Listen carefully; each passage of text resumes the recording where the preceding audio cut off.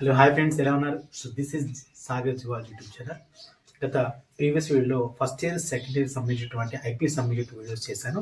So ఆ videos విద్యార్థులు గమనించండి. సో ఆ వీడియోస్ మీకు నచ్చినటువంటి కంటెంట్ తీసుకొని ఆ కంటెంట్ వీడియోని మీరు చూడండి, ఓకేనా?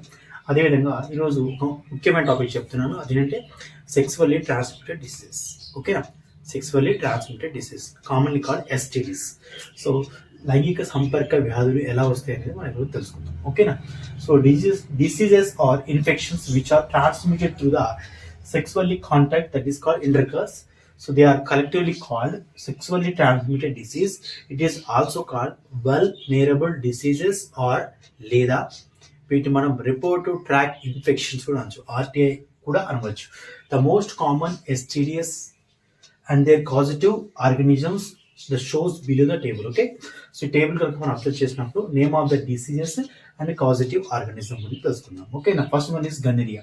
So gonorrhoea which is cause the organism, that is Neisseria gonorrhea, which is also called commonly bacterial, belongs to family. And coming to syphilis, the syphilis also Treponema pallidum, which is also called spirochete bacteria.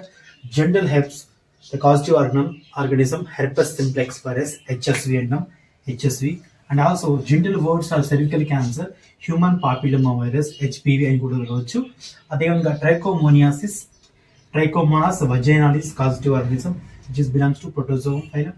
And Chlamydiasis, Chlamydia trachomatis, which is also belongs to bacterium, Chlamydia trachomatis. And hepatitis B, HBV atom, it is commonly virus, the causative organism, that is hepatitis B virus.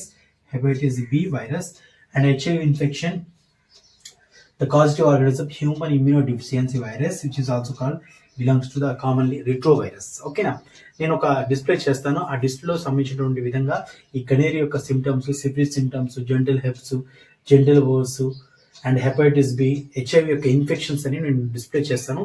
ఆ display చేయడం వల్ల మీకు idea వస్తుంది. కాబట్టి ఇది sexual transmitted disease అనేవి very important topic అండి. ఎందుకంటే ఎస్టీడీ డిసీజ్ అనేవి కామన్గా మనం చెప్పేటప్పుడు జనరల్గా మనం గనేరియా, సిఫిలిస్ అని చెప్తాం, కానీ వాటి యొక్క సిమ్టమ్స్ ఎలా ఉంటాయో టెక్స్ట్ బుక్లో కూడా ఇవ్వలేదు. కాబట్టి నేను డిస్ప్లే వేస్తాను, మీరు చూడండి, వీడియో లాస్ట్ వరకు చూడండి, ఓకేనా? సో ఇలాంటి మరిన్ని అప్డేట్స్ కోసం మన ఛానల్ని లైక్ చేయండి, షేర్ చేయండి, ముందుగా సబ్స్క్రైబ్ చేసుకోండి. Thank you all.